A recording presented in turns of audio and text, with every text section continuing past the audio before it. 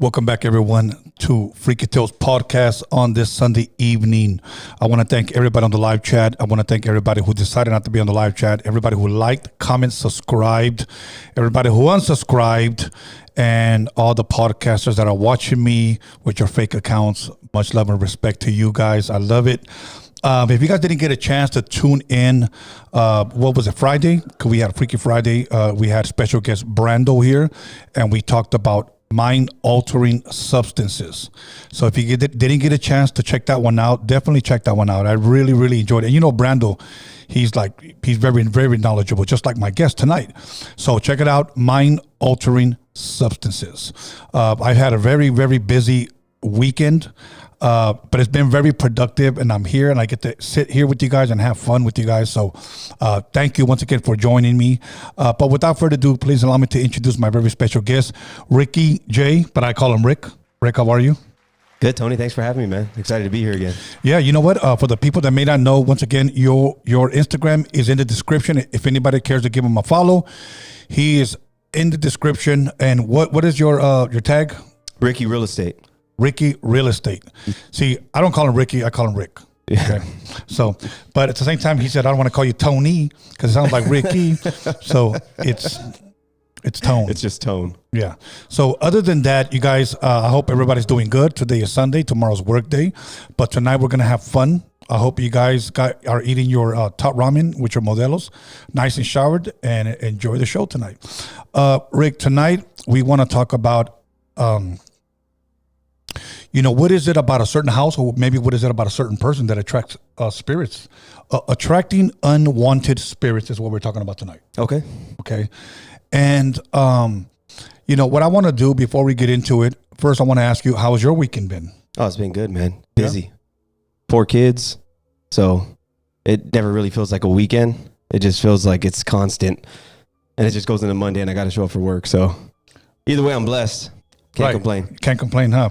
Complaining is the devil's line. We're speaking about the devil. Okay. Let's get into it and let's see. This is what I found online on what makes a haunted house, or what is a haunted house, okay? Okay. A haunted house is a building or a place that is believed to be inhabited by spirits or ghosts, okay? Often associated with tragic events or unexperienced phenomena. Okay, I like the part that it says often associated with tragic events. What would you think is a tragic event? Oh, I mean, someone being murdered inside of a house. If we're talking like a haunted house, someone being murdered there, or like you said, speak of the devil, like demonic activity. Okay. People trying to summon evil spirits.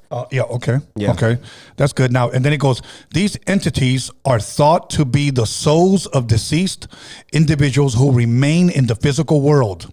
Okay, I've heard that a lot. That some people say some people go to heaven, some people go to hell, and then some people say there is no heaven, there is no hell, they're just here. Yeah. Okay, I heard all that. Yeah. Okay, once again, these entities are thought to be the souls of deceased individuals who remain in the physical world. Haunted houses are common in folklore, literature, and film, often depicted as old abandoned buildings with a dark history.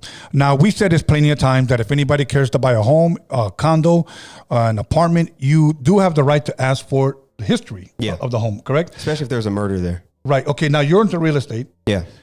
Have anybody ever asked you, or do they usually don't even bother asking about the history of the home? Nobody has asked me, but it's not too common. Someone was murdered in a home and or suicided, I guess you could say. Okay. Unalived. Or what about just died? Like somebody died in that room. Even then, that's not even too common. It's always, they're taken to the hospital and then perish there. So, but yeah. On the hospice?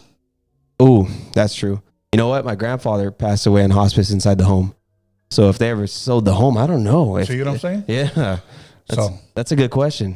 Like it might be a beautiful home, but if somebody said, hey, yeah, the guy died right there in his chair, I don't know if I would want to live there. Crazy story about my father before he passed. I remember he was laying in bed. My dad told me this story. And I'm sorry, my grandfather before he passed. And he was laying in bed and he looked up and he's just talking about how beautiful the bed that he saw in the sky was. Really? Yeah. At least that's a good sign. Yeah. At least that's a good sign. He was just like, man, it's beautiful. I see it. So final resting place sounded fine. Yeah, that's good, man, because believe me, I had a friend that went to go visit his mom, and she made a horrible face, and she said, look, towards the window, and she died. Really? Yes. Is she a nice lady? No, he said she was a terrible woman. That's what he said, because me and my brother didn't even want to look at her. He said, but we went in to make our peace, and she made a horrible face, and she looked at the window, she goes, look, and she died. He goes, when we looked back at her, she was already dead, and he goes, so Tom, where do you think she went? And I said, bro, I don't have a hell or a heaven to put anybody in. Well, why are you asking me? That's not up to me. I don't even know the lady. It didn't sound like the archangel was coming to take her up, though. Yeah, maybe the fallen angel. maybe the grim reaper. Yeah, but I'm like, look, let me tell you something. Don't ever put somebody on the spot like that. Yeah, that's dirty. It is dirty because they don't know, you know? I mean, we would want to put somebody in here. I mean, we're just playing, being sarcastic, but yeah. So anyways, let's get back to this. Yeah. Here's more detailed explanation. Supernatural beliefs, haunted houses are rooted in the belief that spirits or ghosts of the deceased can linger in places unassociated with their lives or death. Okay, I've heard that too. Now, when I read spirits or ghosts, I want to know what is the difference. Okay.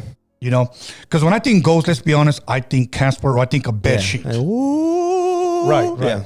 You know, that's what I think. But can you do that again? There you go. You just heard the like vibrato, that. Right. I heard that. That was nice. He knows. He can hear it. So my thing is like, what is the difference? So I heard people say when they're around here, some people don't realize that they died. Yeah. You know, so they stay like in their home. You know, and is it like purgatory to an extent? Maybe to an extent. Maybe. I've heard people said we're praying. What's purgatory? Okay, obviously there's a heaven and hell if you believe in purgatory. Yeah. Okay, and it's a that I know of, because I'm gonna say it because I grew up Catholic. We believe there was a belief that there's a heaven and there's a hell, but when you died and you weren't good enough to make heaven, you go to purgatory. You're like stuck in the middle. Okay. But here's my thing, since I always question things. Yeah. Okay. I always said, Ama, that's what we used to call our mom. Mm-hmm. Apa, our dad. Mm-hmm. Okay. You know, how do you know he just didn't go to hell and you guys are just wasting your time praying that he's in purgatory? You know, praying him out of purgatory. Because you don't know. But if, let's just say he did go to purgatory and you guys pray, how do you know if he got out and went? How do you know you guys prayed him into hell? Yeah. You know, like I would ask those questions because I didn't know. Okay. So now if there's somebody educated in purgatory, call in and educate us. If you ask me, Tone, do you believe in purgatory? No. I've heard someone once say that earth is the lowest level of heaven and the lowest level of hell. I don't know, bro. Life is what you make it. That's it. Okay. So life is what you make it. Bumper sticker. Yeah. So, okay. So let's keep going. So now, possible causes, in other words, for a haunted house. Yeah. Hauntings are often linked to tragic events like murder, like what you said, suicide, okay, or accidental death on the property. Okay. Some theories suggest that negative energy or residue energy can create a haunting. Okay. I believe in the whole suicidal thing, the tragic events of murder. I'll give you a story, and I shared it once before. I knew a home where 3 family members of 3 different generations took themselves out in that same house. 3 family members of 3 different, so grandfather, father, son. Exactly. Took themselves out, bro. So it was planned. By who? Oh, okay. I guess I misunderstood. Did they all do it at the same time? No. Oh, they just followed in the same footsteps, basically. Years later. Wow. Yeah, years later. You know, I mean, I'm not going to use me as an example, but say there's a guy named, I don't know, Joe. Okay. And then Joe, he was a good guy. Yeah. Then he took himself out. And then his son, Joe Jr., years later, after he has his family and everything, takes himself out. Okay. Joe Jr., man, you let me down. Yeah. And then Joe the Third. Joe the Third or Clark, you know. There's always that one random one, huh? Yeah. takes himself out when he's older. Yeah. And I'm thinking, okay, there's got to be something there. Yeah. Okay. I think so. That's telling them, go, do it. Yeah. Okay. So I think that can leave that energy there. Whatever it is, that spirit, that's a spirit of suicide. Yeah. Okay. Because I do believe that there is a spirit of suicide. And if it was a ghost, is it a ghost just right. leading them that way, basically? Yeah. There are families that suicide or unaliving, which sounds stupid to me, but I'm going to go ahead and say it. Unaliving yourself. I think unaliving is YouTube sensitive. It is. Yeah. It travels in families, bro. Yeah. And you have to break that curse. The generational curses. It's a generational. I do believe in generational curses. I do. Okay. You know what's funny? You look at King David. Okay. You never heard about his kids, and you never heard about his kids until he fell into sin. I want you to go back and read it. Okay. There's no mention of his kids until he sinned. And then all his kids started falling. And then even his son Absalom chased him out of took over in other words, he took the kingdom by force.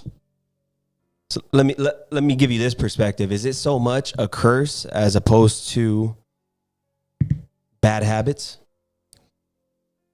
No. Passed down? Because, you act just like your father. But well, he learned it. I mean, if I raise my kids with a bunch of wolves, he's going to crawl on all fours. Yeah, exactly. That's what I'm saying. So a habit's learned. Yeah, I mean, but for an example, there was a guy that told me that he had a nicotine spirit. And I said, why? He goes, I can't stop smoking cigarettes. I go, why can't you just call it a bad habit? Yeah, dude, that's I've heard a dude saying he's addicted to chocolate and he just had to give it up. He has the chocolate spirit on him. I'm like, dude, just say you're fat. I rebuke the fat chocolate spirit. Yeah, dude. Okay. I mean, come on.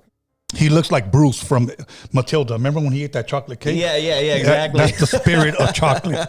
The spirit of Bruce. Yes. Okay, so manifestations. Haunted houses are associated with various phenomena. Hold on. How'd you remember that dude's name? I raised my kids on Matilda. Fair enough. Okay. You have nice kids. You know one of my daughters. Yeah. Okay. So, haunted houses are associated with various phenomena, including apparitions. Being a Catholic, there's a lot of apparitions. Yeah. Well, not being a Catholic now, but growing up. Strange sounds, true. And it wasn't my brother farting, even though he did all the time. Rest in peace, my brother Mario. Okay. Unexplained odors. That goes along with unexplained noises and odors. That usually happened after my dad told me to pull his finger. Yeah, there you go. Okay, cold spots, that is true. I have experienced that. Objects moving, I have experienced that. Objects moving on their own and unusual pet behavior. Well, and also even aside from that, cold spots, what about when you're standing in a spot and you get the hairs on your arm stand up, but you're not cold? Oh, you don't have any hair. Oh, that too. You get the chills. Yeah. Okay. Like a bumpy pear. It's not freaky funny today. That's not. Oh yeah, sorry. Okay. No, I was checking myself. Okay. So unusual pet behavior. We'll come back to those right now. But let me see. Okay. Cultural significance. Haunted houses are prominent theme in horror fiction, often depicted as old Gothic structures or abandoned buildings. They also appear in amusement parks as seasonal attractions. Okay. Haunted houses in stories can symbolize unresolved issues, trauma, or consequences of past actions, according to a cultural analysis blog. Okay. Let me just go back to the manifestations. Haunted houses are associated with various phenomena, including apparitions. Now, growing up, now, we're not saying that this was a haunted house, but we're just talking about apparitions, okay? Okay. What is an apparition? Something appears. Okay. Okay. For an example, and I'm not picking on anybody, but I'm going to say this, that growing up, at least my experiences, apparitions only happen to Catholics. I saw Jesus on a tortilla. I saw Mary on a tree. It's stuff like that. And again, I'm not trying to make fun, but growing up, to be quite honest with you, that's what made me doubt. No, I remember watching the news as a kid, and I think Jesus was on a piece of toast. Yeah, of course. Yeah. Yeah, and it's like, okay, was that Jesus, or why couldn't it have been Charles Manson? True. You see what I'm saying? Yeah, he could have been one of the Beatles. Long hair and a beard, and all of a sudden, it's Jesus. Yeah. I just think a lot of times we kind of fool ourselves because we kind of want to see something. Yeah, and the spiritual realm, especially when you're a believer, it's when you believe in something you can't see, the one thing you want to do is see it so badly. It's really bad, yeah. That, like you said, you'll fool yourself into seeing it, which, again, that goes for like a question I would have for you. Like, I feel like a haunted house could be hoaxed into existence, like just exaggerated so much that it becomes a haunted thing. Right. And it's really not. Right. Okay, so now, once again, an apparition, strange sounds. I've heard strange sounds. I mean, a lot of times those could be explained away. And then unexplained odors, yes, but some people would say it could be the pipes rotting under your house. Yeah. A dead raccoon. Well, even just wood, I'm in construction, right. So when wood get in the summer, right. It would just, if it gets wet, it expands. And then in the dry, it starts, losing its moisture, so it creaks every time it slips. But people start thinking that there's footsteps or something. And you know what? I'm glad we brought this up because in the movies that we brought up last time, The Conjurings, Ed and Lorraine Warren, at least in the movies, they try to explain it away. Like, okay, it could be this, it could be that. Yeah, they go in as skeptics and everything always, yes. Which I think is healthy. It is. And I think we should too, because just because a person has a bad day, we can't say they're possessed. Yeah, true. They're probably just pissed off. Yeah, stop pissing them off. Okay, and then cold spots. Yes, I have experienced that. Or cold rooms. Yeah. Now, objects moving, I experienced that 2 weeks ago. Okay, 2 weeks ago. What happened? I experienced that. Having a conversation with a friend and a picture flew off the wall. No way. Literally flew off the wall. Okay? Like in an angle that it couldn't have fallen that way? We're not talking about like say the picture is right here, right? Okay. It's not like it fell down. Okay. Okay, because that's usually how they fall. Yeah, it would fall. Yeah. No, this thing went like this. No way. Yes. Okay. What was the picture? It was actually a picture, I believe, of Frankenstein. Oh, shoot. Okay. So I told the owner of the home, I said, what's up with that, man? And he goes like, things fall off all the time. That's what he told me. So he just accepted it? Yeah. Some people do accept it. I guess they get immune to the hunting. But man, I feel like accepting it just makes you one step closer to being the vessel for it instead of the house. Right. So we talked a little bit about what can possibly attract unwanted spirits, which is a tragic accident, suicide, witchcraft. Okay, we're going to get a little bit more into that too. Exactly. In religious context, now we're going to talk about, can a person attract, possibly negative energy or evil spirits? I think so. Okay. In religious context, particularly within Christianity, demon possession refers to a state where a person is believed to be controlled by an evil spirit / demon. Now, let me just elaborate there. Okay. The best way that I can give you an example is this. Whatever you give yourself to is going to take over. Yeah. Okay. Let's just be plain. You give yourself to porn. Yeah. What's going to take over? Porn. Okay. If you give yourself to alcohol, what's going to take over? Alcohol. Okay. So that means when you're intoxicated, in reality, you're no longer in control. Correct. I mean, we were joking about it, but even food. Yeah, exactly. You give yourself over to the spirit of Bruce, what's going to happen? You're a glutton. Exactly. Okay. So when alcohol takes over, that's why you hear people say, you know what? I don't remember, or I didn't know that I did that. Yeah. Why? Because that spirit What do they call alcohol or liquor or spirits? Well, I mean, why? Yeah, exactly. Okay, so this is often described as the demon taking control of the individual's thoughts, actions, and even physical body, leading to behaviors and experiences that are considered unnatural or evil. Now, there's a difference between being possessed and being oppressed. Correct. Possessed, this demon actually took over you. Okay. And there's different ways to become possessed. You could be possessed pretty much 24/7, or you could be possessed at times where the demon would come, and the demon would leave. The demon would come, the demon would leave. Okay. Oppressed is when that demon is just torturing you, harassing you, just lingering, and I'm just going to be funny, but slapping you around. Yeah. He's oppressing you. Okay. Kind of like well, I'm not going to go there. So anyways, Here's more detailed explanation. Key characteristics of demon possession. Loss of control. Okay. The individual is believed to lose control of their own will and actions as the demon exerts influence. Okay. That's when you're going to have to call somebody to exorcise that demon out of that person. Yeah. Okay. Now, in the scriptures, there are instances where the father, a certain father, brought his son over to see the rabbi, Jesus, the teacher. Yeah. And Jesus didn't just rebuke or cast out that spirit. He asked him, how often does this happen? Okay. Okay. And he says, sometimes the spirit will throw him into the fire. He was trying to kill him. Yeah. Or sometimes that spirit will throw him into the water.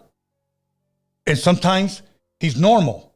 So in other words, that demon was going in and out. What did he, so just to piggyback off, a couple episodes ago that I was on. Yeah. Because you said, it's just a callback. You said that sometimes it would throw it into the fire or into the water. Mm-hmm. And there's a lot of people that believe that whatever the aliens may be are living in the water. Right. So what if it's just the spirit trying to go home, so to speak, and there's a casualty that comes along with it, which is the body it's in? Okay. I would rebuttal that with, for the thief cometh to steal, kill, and destroy. So its intention is to kill him. Its intention is to kill him, at least the way I read it. Okay. No, that makes sense. So finally, Jesus casts out the evil spirit and he returns the boy back to his father. Yeah. Okay. There was a time where, and I want to be very careful when I say this. There was a boy that was epileptic. Okay. In other words, he suffered from seizures. Yeah. And in the scriptures, it was recognized as an evil spirit. And but it wasn't. No, it was. Oh, it was. Okay. It was. Now, the reason why I'm careful saying that is because if somebody's watching that suffers from seizures, we're not saying that is an evil spirit. Yeah. We're saying the instance in the scriptures on that one was an evil spirit. Yeah.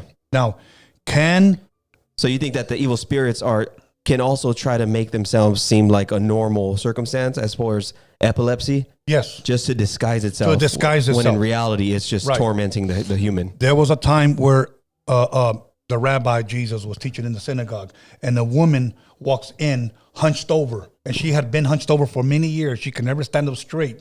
Okay. No doctor could fix her. And it says that Jesus actually casted out that evil spirit. So even that was an evil spirit.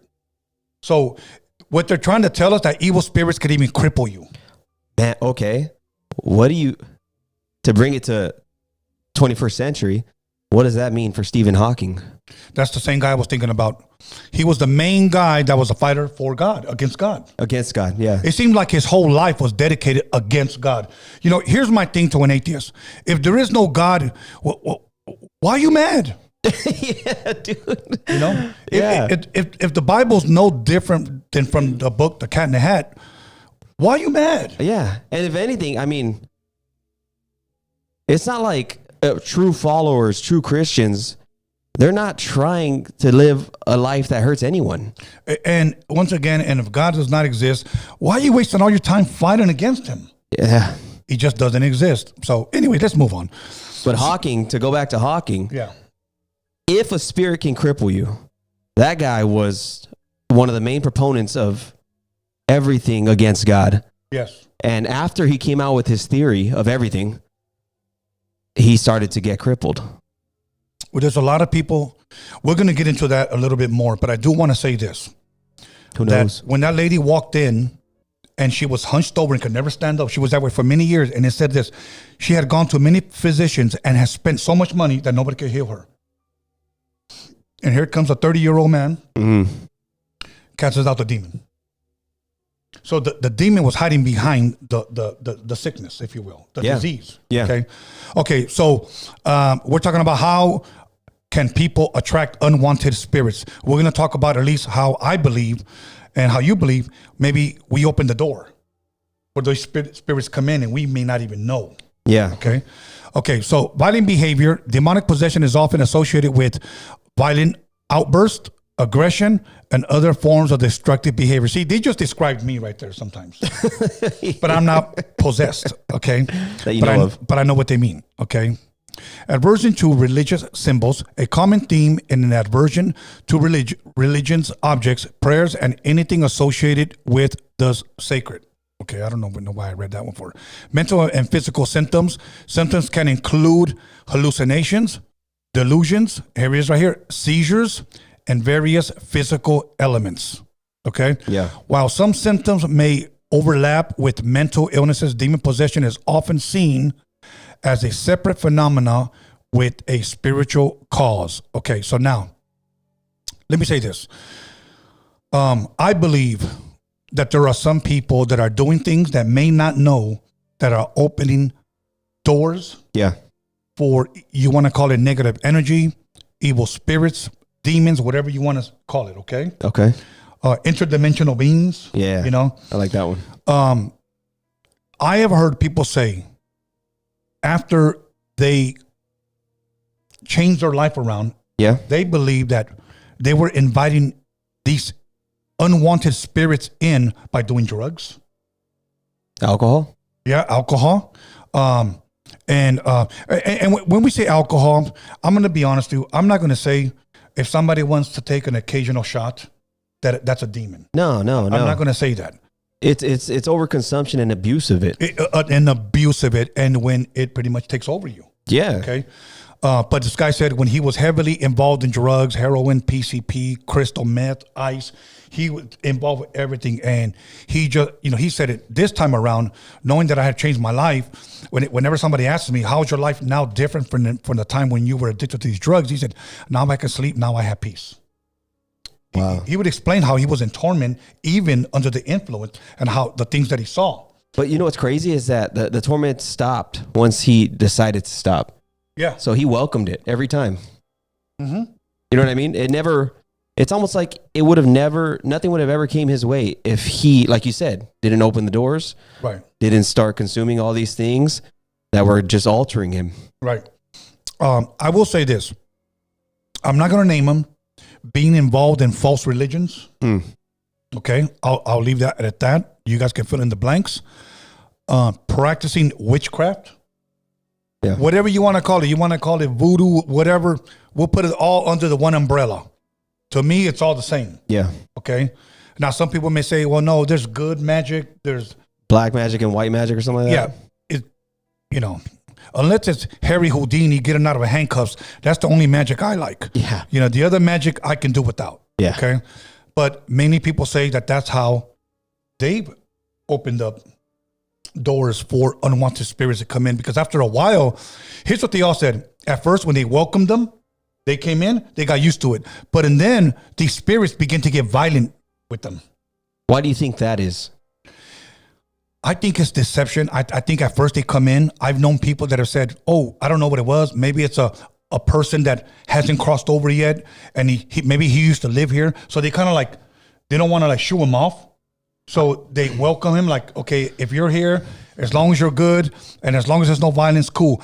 But I think that's deception. Whatever this negative or this demonic being is, eventually it's not your friend. Well, I think that the demonic energy is always, or whatever it may be, I think the person that invites it in initially inherently starts to realize that there's something not right about it. Yeah. And I think naturally they want to reject it, even if it's internally. And if the spirit is within you, right, it's going to feel that. Right. And I think that is what angers it, because you're not giving it complete control, which is what I believe it wants in the end. Look, there's people that, what's the difference between that and a person that wants complete control over you? That's true. Yeah. A lot of times they get angry when they don't get it. They get angry when they don't get their way. Yeah, absolutely. Okay? And then what did they do? They get violent. Exactly. Okay. Some people. Okay. Some people. Demonic possession. Once again, according to some beliefs, occurs when a malevolent spirit gains control over a person's body and mind. Okay. This is often described as a rare phenomenon, and various factors are believed to contribute to it, including dabbling in the occult, like we said, engaging in sinful behavior, Yep. or experiencing severe emotional trauma. Some believe that a person's own actions or choices can create an opening for a demonic influence, okay? While others see it as a direct attack or an invasion by a demon.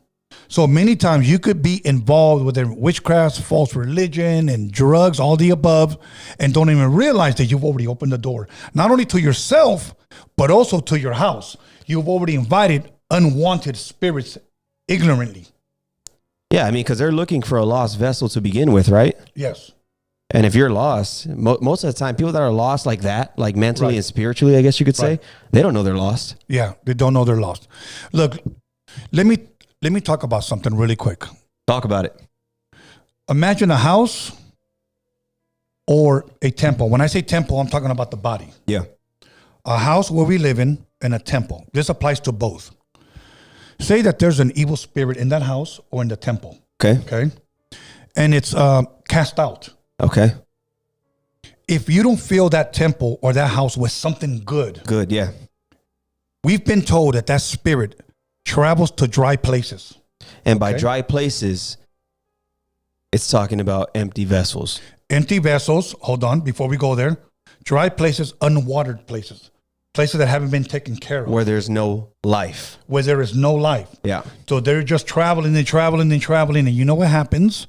Because this temple or this house didn't fill it with something good. Yep. That evil spirit comes back and recognizes that the house has been cleaned. Yep. The temple's been cleaned. Yep. So now he just doesn't come back by himself. He brings 7 more spirits worse than himself. So now your home or your temple is worse. Which means it's 7 times harder to fill it with anything good. Or to get rid of it now. Sheesh. Because you welcomed it in. Because, yeah, you might have got it cast out. Some people say, just sage it out. Do whatever you want. I mean, imagine how the person feels in those moments where the spirit's gone. It's the inside's been clean. The temple's been clean. Right.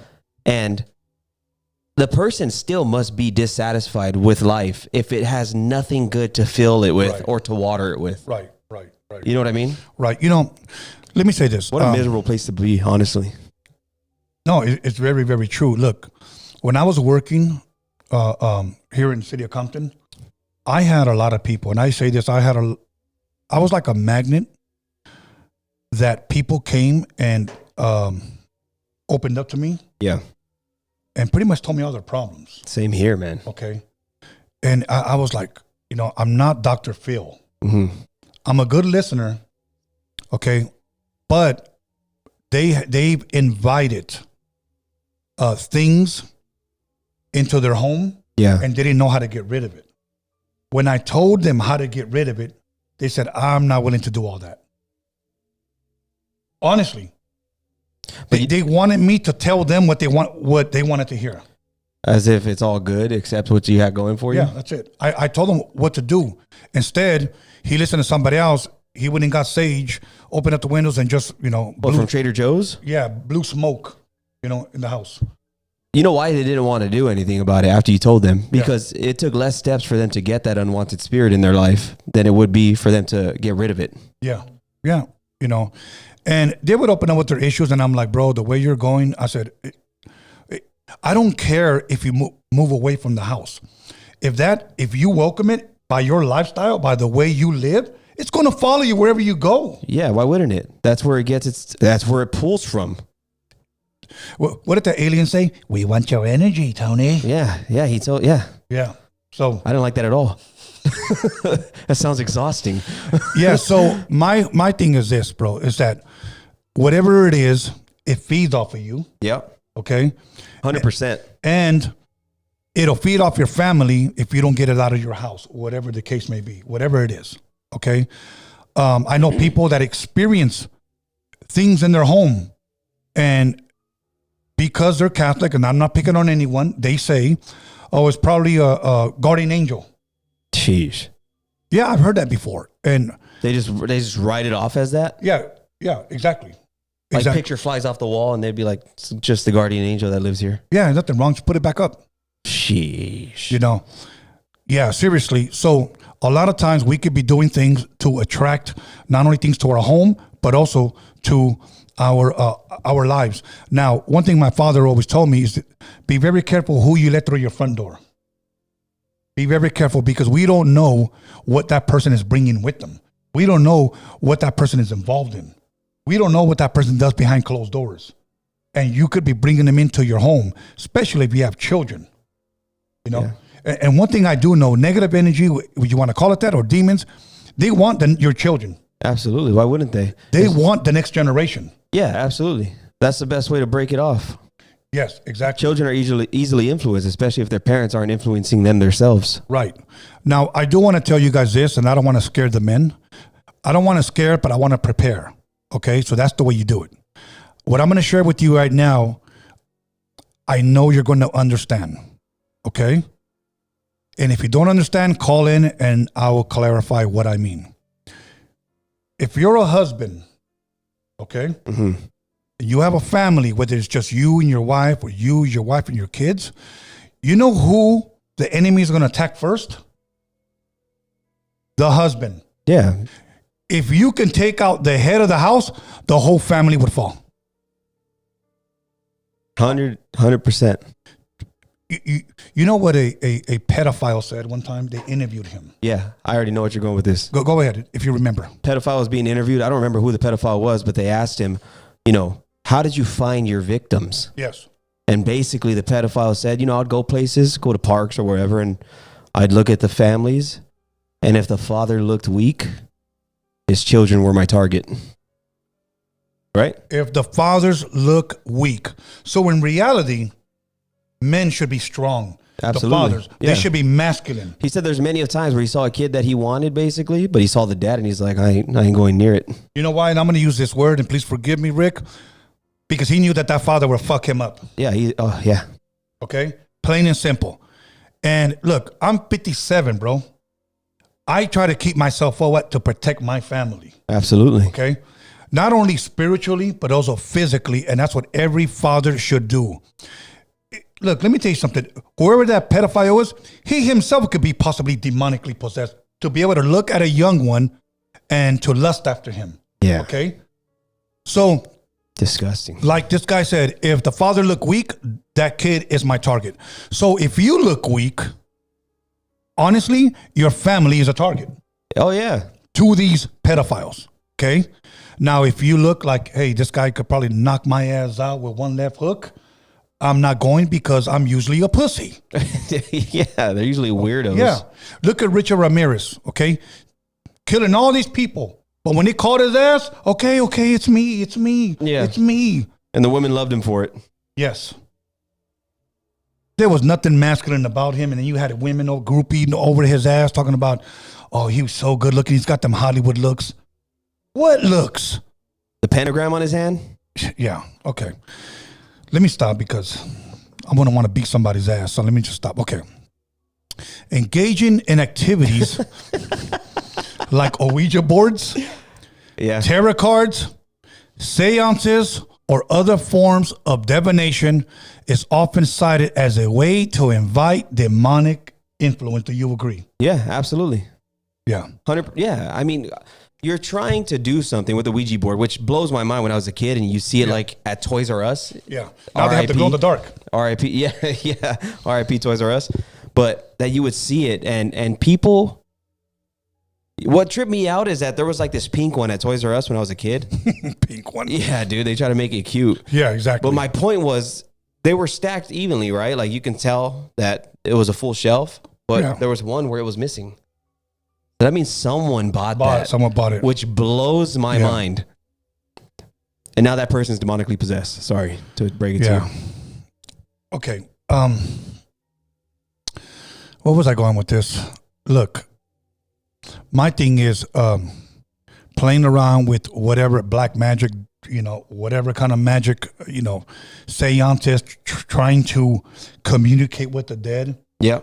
By the way, in my opinion, now I had guests here, Rick, that have told me that they can communicate with the dead. Okay. Now, I'm not going to sit here and for you guys watching me and have told me Tony, how can you have that person sitting next to you when they believe this? Look, it's a podcast, okay?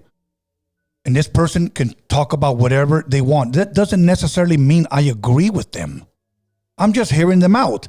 You guys suggest, Tony, bring in a witch, bring in a warlock, and I bring them in, and then I get criticized for bringing them in. Yeah, but that's also annoying when people are like that. When you guys like can't hear a different perspective other than the bubble that you live in. Yeah, it's retarded to me, for lack of a better word. Yes, absolutely.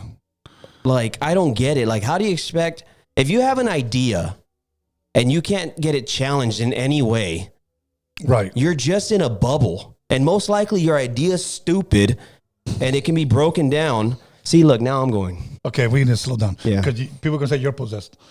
Hey, but okay. So look, my thing is this: that when people come in and they tell me, "Oh, I have a possessed doll. I talk to the dead. I read tarot cards." Look, I just let them talk. It doesn't necessarily mean that I agree, but I just let them talk. And you know what? It's up to you guys to do your own research and, ask if you believe her or him. I don't necessarily believe everything that comes out of everybody's mouth that has been here. I've had people that have told me, "Hey, interview me, I'm a witch." When I think of witch, I think of Halloween hats. Yeah, hocus pocus. Broomsticks and candy corn. Hell yeah. Okay. Sick. That's what I'm thinking. So when they say witch, oh, no, I'm a witch. I do this, I do that. Okay, cool, whatever. Come on in, let's chill. Okay. They say I do this, I do that. I see it as entertainment. I don't necessarily believe, because you'll be surprised how many people, especially at the gym, that watch Freaky Tales. Yo, Tone, man, are you sure nothing's clinging onto you? Because you did have a witch. Bro, I don't believe that crap. Just stop. Oh, you don't? Oh, because you were like, it's a show. Because you were like, ooh, ah. Yeah, exactly. Like when people tell me their jail stories, I did 1,000 burpees at one time. Ooh. Yeah. I ate 500 spreads in 8 years. Ooh. Cool story, bro. I've never been in jail. I don't care. So anyways, back to that. I'm going to tell you what I think too. And a lot of you guys may not believe this. You know what I think could attract negative energy as well? Music. Certain type of music, because there's also music that is anointed. Yeah. Okay. But I'm gonna tell you what does. Guns that have a body on it. Okay. Okay. Now what I say is this. Like an electric chair, basically. You're just saying the energy that something can hold because it's killed something. Yes. When you're in the streets and we know we're buying a burner. Yeah. And you like to tend to ask, does it got any bodies? Mm-hmm. They'll say, maybe. I don't know. Okay. Even then, when I was a teenager, I stayed away from them. Why did my conscience tell me, don't do it? Because I just sensed that it might have carried something. And I was already thinking spiritually before I ever started dabbling into studying about it. So I made sure to buy whatever burner I was going to buy. It was brand new. But I do believe, and even, we're going to take a step further. Some of you guys will disagree with me. Keeping drugs in your home, okay, can bring evil spirits.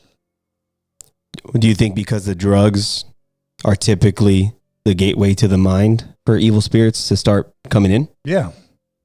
So you just think that them being present in the home is just basically like they're knocking on the door waiting? Yes, absolutely. I'm going to be funny right now. Just like I think weed is a gateway to somebody becoming a rapper. Funny Tales. Yeah. Alex, do you believe that one? Yeah. Okay, there you go. See? So I'm not wrong. Yeah, weed is a gateway drug to becoming a rapper. Yeah. Okay. And I'm being sarcastic, guys. Okay. Yeah, relax. Take a joke. Yeah. So my thing is this: I know people that have had certain amounts of crystal meth in their home and experienced a lot of crazy things. And I've told them it's that. I know of someone that was all he ever did was smoke weed, and for a moment of his life, he was schizophrenic. After that. And I don't know if when you're schizophrenic, if it ever completely leaves. Right. But he had said he's fine now through medication and all that stuff, drugs to help him get back to normal, I guess.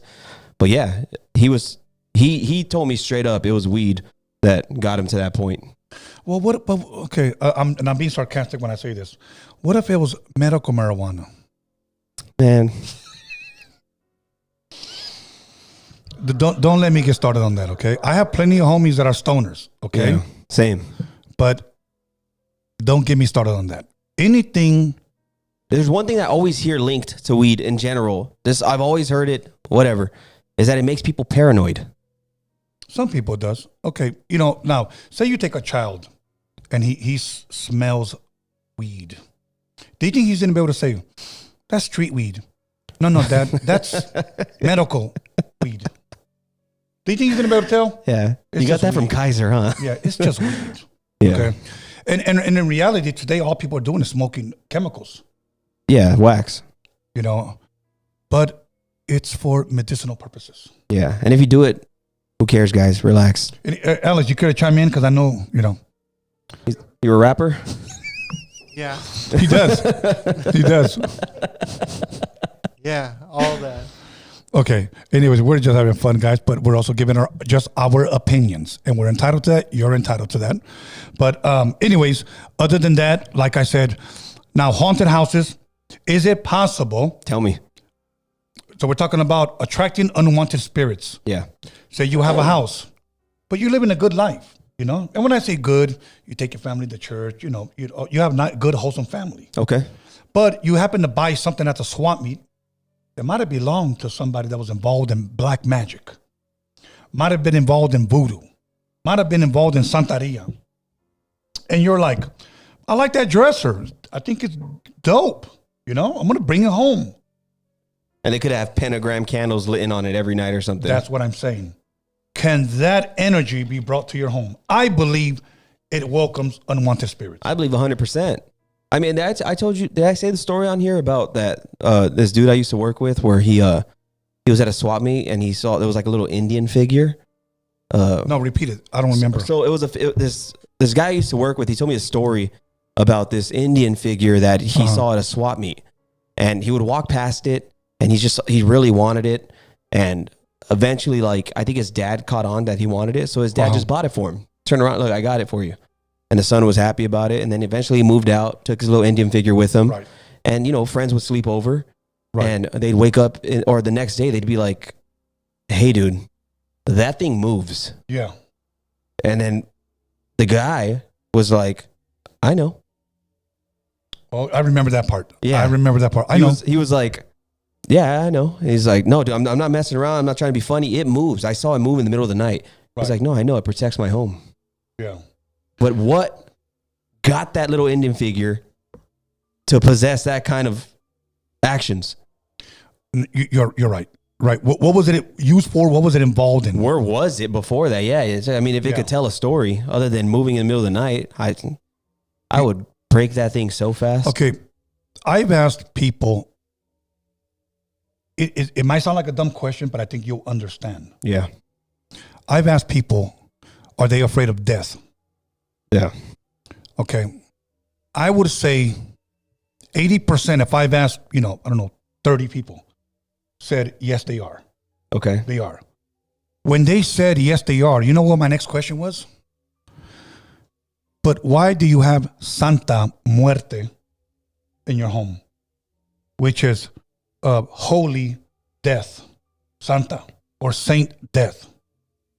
But yet you're afraid of death. It's a contradiction. It's a contradiction. Me personally, I don't think there's anything good in Santa Muerte. I know people with different say, Tony, you're misinformed. No, I am informed. I know what that is.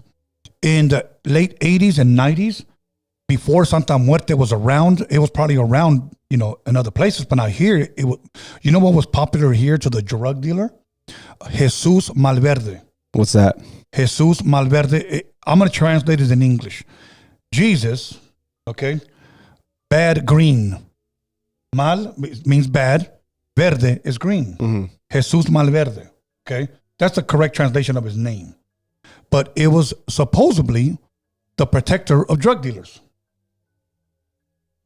So a lot of them would wear the Jesus Malverde little, I don't want to call it a necklace, but it went around your neck and it was made out of material. Today, the new drug dealing saint, from what people have told me, is Santa Muerte. And they believe this is like tied to the Jesus from the Bible. I don't know what they believe is tied into, but they believe that it's good. You know, I've had people reached out to me and says, my man won't get rid of Santa Muerte. He keeps it in our closet, and he made a promise to it. And he said, I can't get rid of it or else something will happen to me. It got to that point where they actually fear that I cannot not even get rid of it anymore. Look, to me, that's inviting evil spirits into your house. Man, I think at that point you lost. Yeah. Like you're consumed at that point. And I believe it's a double-edged sword. It's not only to your home, but also to your life. Yeah, because what do you do? What's the flip side of something like that to counter it?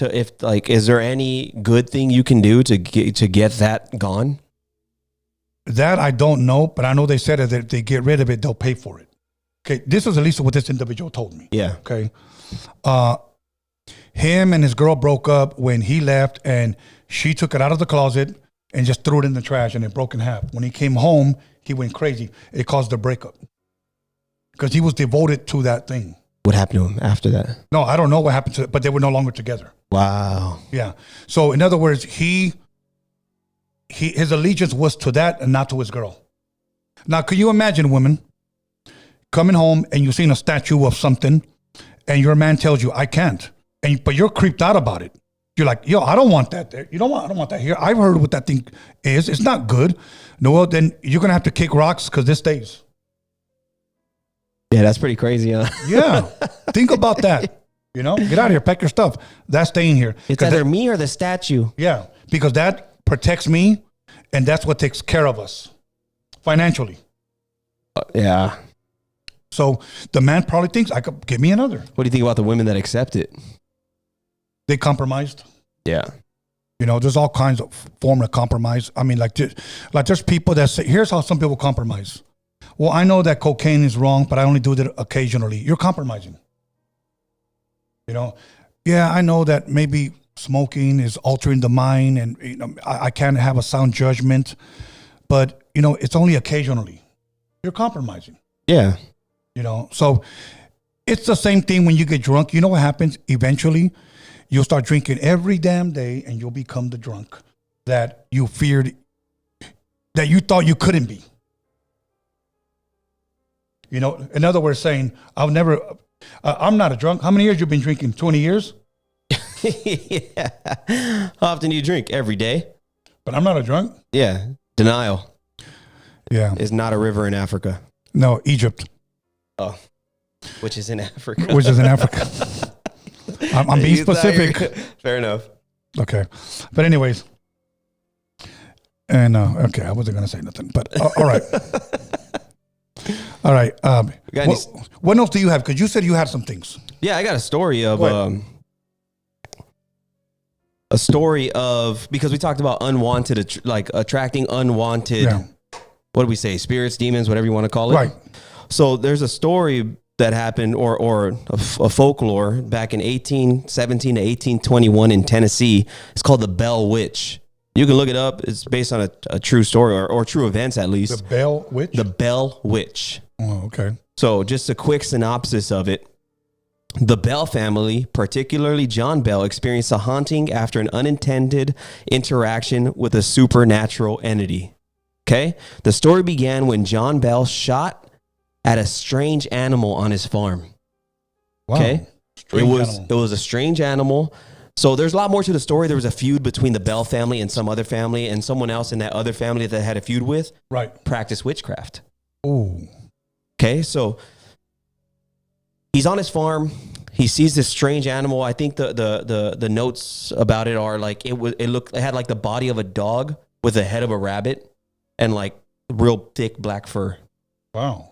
So he shot this thing because he was like, I don't know what the hell this is. He pulled out his musket. Imagine putting the powder in it. Right. And then he shoots it. He goes to look for it. He can't find it. It's gone. Okay. Never retrieved the body of whatever he thought he saw. Right. And then after that moment, things started happening to their family. Really? Primarily to John, which is the senior, and then the daughter, Betsy. Started off with, sounds scratching on walls, footsteps down the hallway type stuff. And then it turned into basically the entity becoming violent with them, attacking them. So at first it was just visiting them. Correct. And then he just decided to get violent. And but again, prime example of homeboy didn't know what he was shooting or what he was letting in by trying to kill it. Maybe he did kill it. Maybe he killed whatever physical body it used on Earth. Right. And it just got angry with him after that. Then started tormenting the household. See, but spiritually, he didn't have anything to fight back with. No. He tried to fight it in the flesh. Correct. Okay. Wow. Okay. Well, there's a lot of stories out there like that. It even resulted in the spirit.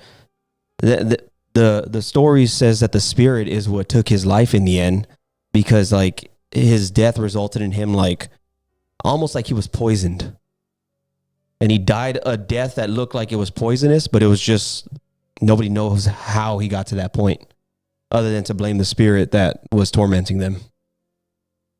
Wow. That was unwanted. Yeah, and that's the thing, that people could be buying things somewhere. Yeah.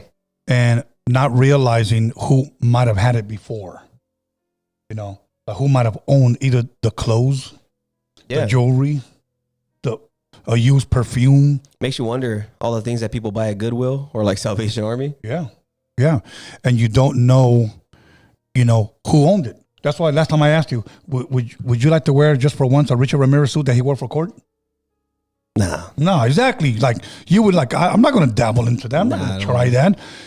Now somebody may say that's stupid. That it's just a suit. It's not going to carry anything. Well, guess what? I'm not going to try to take that chance. Yeah, you take it. Yeah, you do it. So, Alex, let me ask you this. I know it's going to sound funny. Okay. Before that, do you remember Dr. Death? I think his name was Kevorkian. Okay. Remember, he was a guy that when a family, look up Dr. Death and it will say Kevorkian. He's an old man with glasses. The only reason why I bring this up is because this guy was a guy that would say, Rick, that I had a family member that was in pain. Okay. And this person was already, maybe my grandma was already in her 70s and she wanted to leave. Yeah. Okay. So I would call up Dr. Kevorkian. And he would come and he would take her life. He would inject her with something and then she would just fall into sleep and she would die. But she wanted it. According to them, she wanted it. I mean, they're doing that now. It's called a assisted suicide. Okay.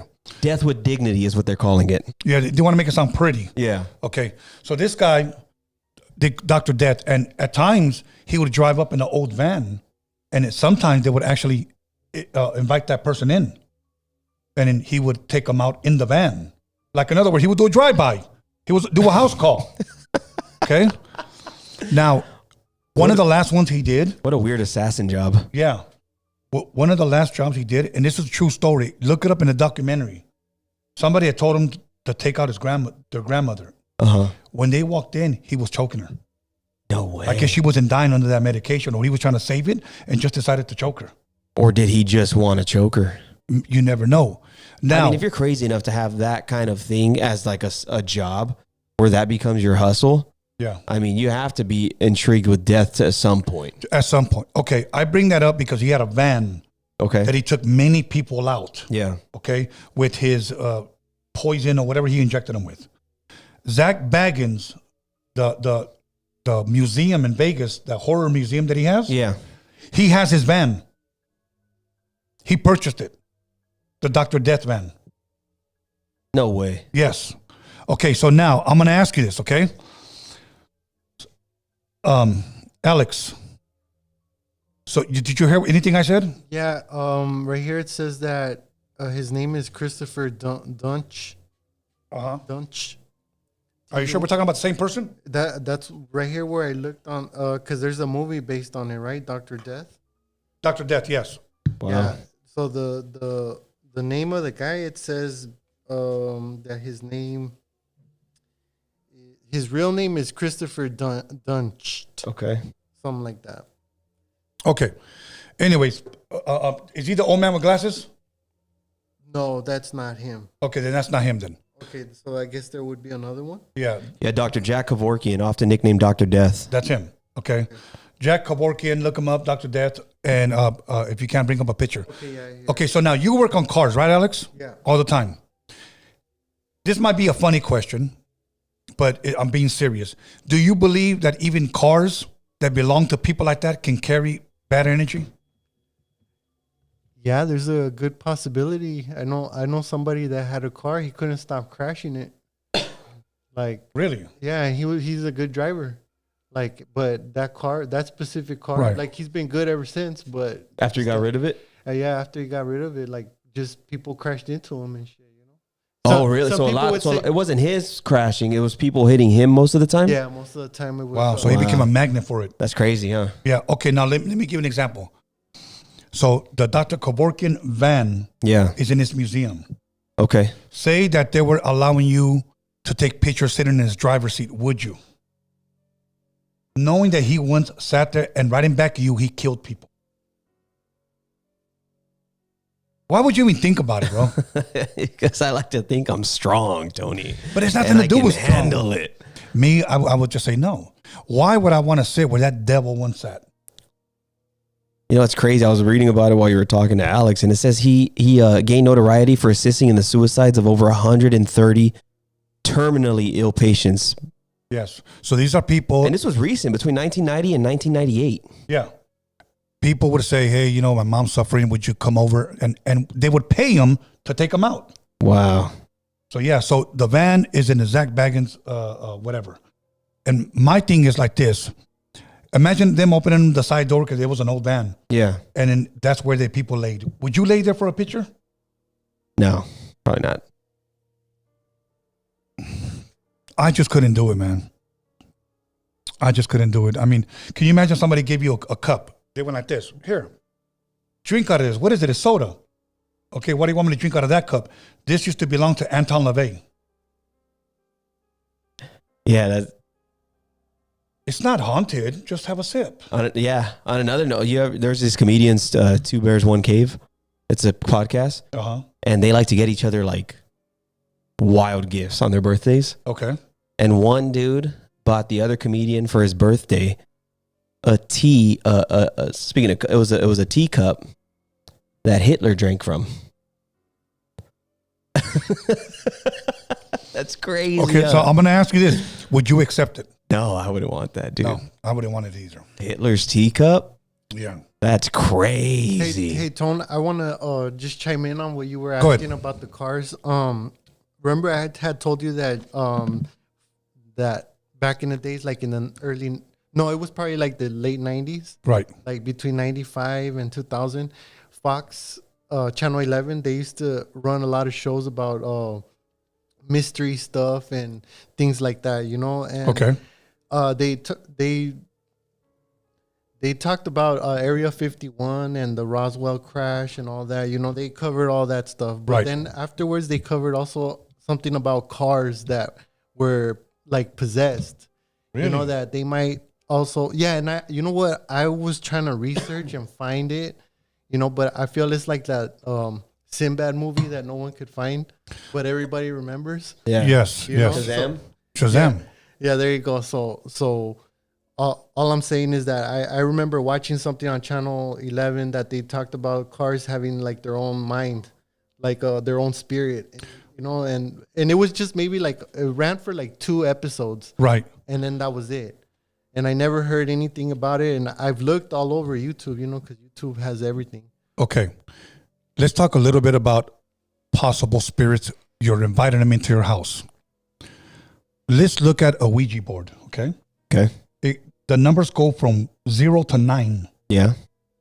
And it's got the alphabet, correct? And yes and no. And yes and no, okay? What does your phone have? The exact same thing, except for the yes and no. Okay.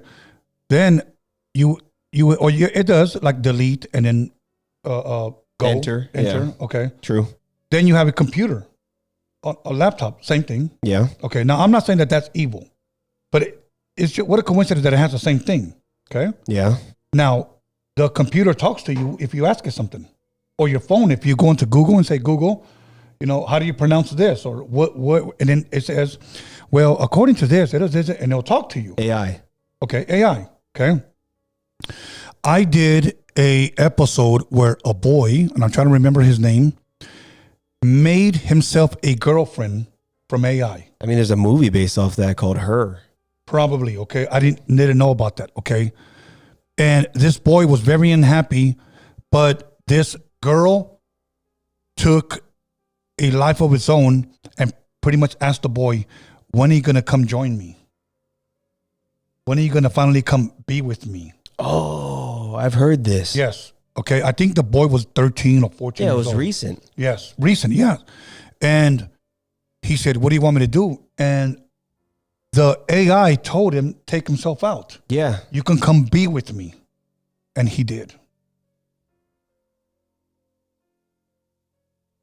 So AI's.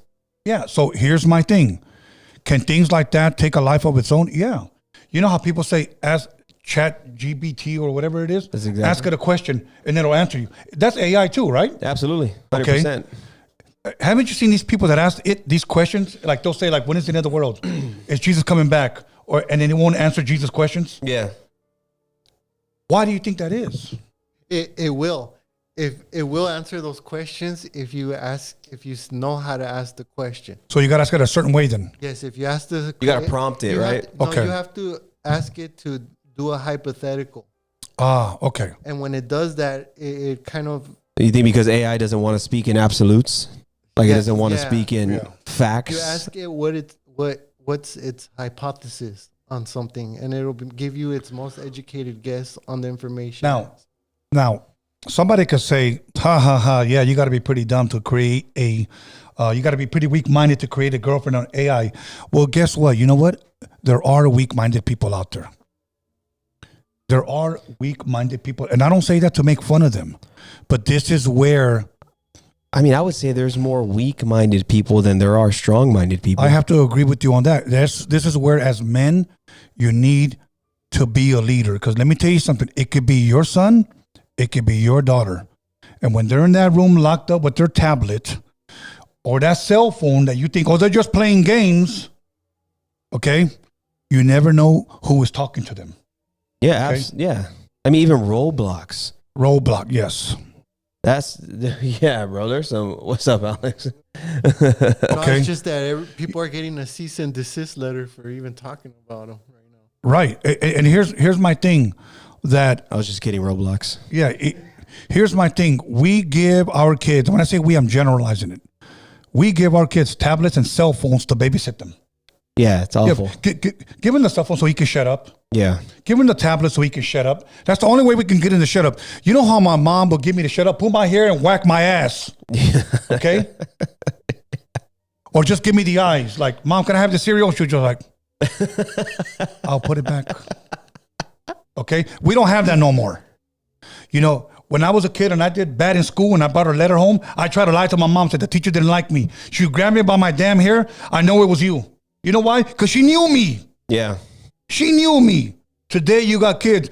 The stupid teacher and the parent runs over the teacher. You're harassing my kid? Oh, yeah, their kid's perfect, dude. You didn't know that? Yeah, you know what? I'm going to say this. You know what teachers need? Teachers need body cameras. So when there's open house or back to school, you can see how your child acts. Oh, no, yeah. No, kids today kids can do no wrong.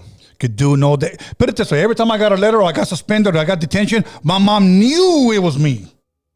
She knew it. Te conozco, cabrón. She knew it was me. And I was like, okay. Yeah, I couldn't hide mine. The teacher eventually said, "Hey, are these your signatures?" Of my dad's. My dad was like, "No, but it's pretty damn close." I tried forging my mom's name and they knew immediately. Especially because my mom had an odd name. Her name was Ermila. It's Hermila. So I would put her Milla. And there was a space between her and Milla. I've never heard that name before. Yeah, Ermila. Yeah, that was her name. But yeah, dude, it's like my mom knew me. And just like you parents, you guys, if you have 3 or 4 kids, every kid has a different personality. You know it. If your kid at home is always saying, "What the hell? What the helly? Yeah. What the hell?" Yeah.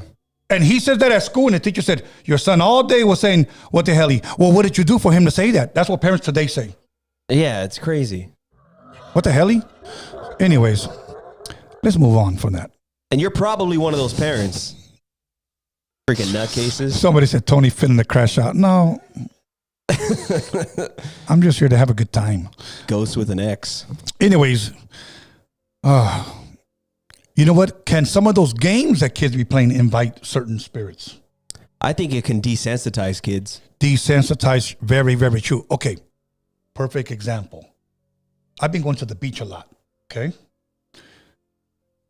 Growing up as a kid, we saw girls with bikinis. Yeah. These bikinis used to cover the cheeks, okay? Okay. Yeah. When my mom would take us, and let's just say one side will go up the girl's butt and we saw one cheek. Yeah. As a kid, we thought butt cheeks were funny. Nalgas, okay. Today, I take my grandbaby to the beach, okay? All the girls are wearing G-strings. Yeah. The cheeks all hanging out. The only thing they're covering is literally their butthole, with a piece of floss. Funny word. Okay. My grandkids don't laugh. There's cheeks everywhere. Yeah. Because they've been desensitized Absolutely. to see cheeks when I couldn't see cheeks. I mean, aside from that, you got some of these ratchet moms that have, like, you ever see them go viral, like in a meme, because they have a picture taken of them in their bikini, and in the mirror in the back, you can see it's like their 6-year-old taking the picture for them. Yeah, he's standing there holding a bag of hot Cheetos. Takis. Yeah, and the mom's over here sucking in that gut. Breathe, lady. Anyways, they don't even need to suck in the gut. They just do the filter where it makes them look skinny. Yeah, they body sculpt themselves. And so you're like, hey, that wall doesn't look straight. That kid starts looking warped. Bro, there's, like you said, don't try to make their butt look big or try to make their boobs look big and we can see right through you. It's sad because one day somebody will see you in person and say, you don't look like that. Yeah. You know, all filters aside, what the hell do you really look like? Yeah. It's true, though. There's filters everywhere, bro. Oh, you know what I can't stand? When I see a dude using a filter for a picture. That's weird, huh? I noticed that. There's times where I'm watching a video of a dude that I follow, and I'm like, I've seen all of his videos, and there's that moment where like he turns his face just enough, and the filter like shifts real quick, and I'm like, bro, this whole time you've been using a filter? Leatherface looking bastard. Dude, let them see your age. Yes, exactly. Look, we're not going to be young all of our lives. We're not judging, guys. You know, filters. Roblox, I'm sorry. That's why the word catfish was invented. Yeah. Even catfish is invite spirit. Now I'm only playing. Anyway, you know what, Alex? Real spirit is the spirit of Bruce, you fatty. Yeah, exactly. Okay, we're going to go ahead and connect it. Let me see. Let me know when I'm on. When I'm on, then you could put, there you go. You can go ahead and put the number up. We're going to go ahead and take calls, you guys. The number's up. Go ahead and read the number to us, Alex. Number is 323-659-1850. All right, you guys got the number. Go ahead and call. Okay, this is not the show, but all right, let's go. Once again, 323-659-1850. Caesar from Paris, I need you to call in. Here it is right here. There he is. Is this Caesar? Okay, caller, your name and where are you calling from? What's going on, Tony? This is Leo calling from Houston, Texas. Saludos. Leo from Houston, Texas, bro. How you doing, my bro? Aquí andamos bien, gracias a Dios. ¿Y ustedes? Bien. I hope you're enjoying the show. Oh, yeah, man. I'm really glad that y'all came back on, bro. Saludos al camarada Luis de allá de Oregon. Oh, yeah. He called in a couple times ago. Oh, okay. That guy had some crazy stories. Yeah, hell yeah, but hell yeah. So you got a question or you got a story you want to share? Well, I had a little bit of story, but I was kind of more so interested in what y'all was talking about right now about the phones and the video games and everything. And I'm gonna give y'all my opinion, and I want y'all to give me y'all's, and we'll go from there. Okay. So I kind of feel the same way right now, bro. Like I was literally talking to a younger friend of mine. You know, he's kind of going through some things in his life. He put el vato es cada palo. You know, es un moreno. He's a black dude. You know, he's a cool dude. and he was telling me a story about he went to go visit his home state, and you know, he was involved in an altercation which involved pistols, and that kind of brought me back to what y'all were saying right now about how what they're putting out there for the youth. It's like starting from Grand Theft Auto and Call of Duty. You know, they turn these kids into some maniacs, bro, some demons. Así como dicen, you know, they're crazy, bro. Like, so I want to get your take on that, on what you think about that, and how it's turned the society and kids to fighting is pretty much like non-existent anymore. Like, you're not gonna get a fair fight anymore. So I want to get your take on that. Okay, you know, first and foremost, I want to say this, that when I was a kid, I would be lucky if I was able to get like one of them cowboy guns with the caps, that you put the caps inside and then you pop them. Yeah, those are cool. Yeah, you thought you were hard. You know, you got the belt and everything. You get the sheriff badge. And I never wore the sheriff hat, but I thought it was cool. You know, they're sick. Okay. Today, it just happened a couple of years ago, maybe 2 years ago, where the guy in Buffalo walked into a supermarket, semi-automatic, his cell phone on the gun, okay? And he was live he was on live Twitch. streaming. Yeah. And he was just taking people out. He killed like 17 people or something like that. To him, it was a video game. And you know what I believe? That those video games that these kids play are desensitizing these kids to not feel anything when they do something like that. I mean, there's a story of a kid, he played Halo. I mean, Halo's my favorite game of all time, but his parents took it from him, and he shot his parents in the head over it. Really? In their living room. He showed up behind them, cocked the revolver, and shot them. Okay, now, I want you to think about this. What desensitized him from loving his parents or from even harming his parents? Possibly what he was playing? Yeah, possibly. Okay, so it's safe to say that whatever you give yourself to is going to take over. Yeah. Yeah, even to the point where I would hurt my family over this. Yeah. I mean, it also makes you wonder where the parents failed too. Yeah. Oh, all right, caller. That's my opinion, bro. I believe that a lot of these games are desensitizing children. It did to me. Yeah, I mean, honestly. agree, man. Go ahead, brother. Yeah, a lot of these kids, bro, they're only weighing about $120, man, with guns bigger than them, bro, with switches and sticks, and man, it's crazy, bro. But one more thing I'm gonna say, bro, and I know you're a Cowboy fan. I'm a big Houston Texans fan. I'm excited, but I think the only way that y'all are ever gonna win is if that demon he goes away, man. Because the Cowboys ain't never gonna they ain't never gonna get no sunshine if old Jerry Jones don't get out of there. Oh, good, my brother. You know what? I'm a realist. I like to say we're going to the Super Bowl every year, but we won't get past the first round of the playoffs because I don't believe in Dak anymore. Dak Prescott, you know, as a Cowboy fan, we'll win about 12 games during the regular season, but come the first round bye, we're out. That's it. He can't take us to the next level. Yes, sir. So, all good, my brother. You have Saludos, Tony. Saludos, bro. Have a good night, brother. Peace. Okay, the phone lines are open if you guys want to call in and share your freaky stories. Number is 323 659. Here he goes right here. Here he is. I know exactly who this is. Oh yeah, Tony. Hey, Caesar from Paris. What's good, my bro? How you doing? I'm Shout doing. out to Mr. Rick out there on the side. Alex, what's up in the background? Tony, hey, Tony. What time it is, buddy? Let's get cracking. What's going on today? Caesar from Paris, can you see the moon? I can say, well, you know what? As a matter of fact, I'm walking out right now and I don't see nothing in sight. So that tells me The moon's one not of real. three things there, Rick. Either A, it's on the other side of China right now because we live in a ball, or Okay. maybe it don't exist at all. Yeah.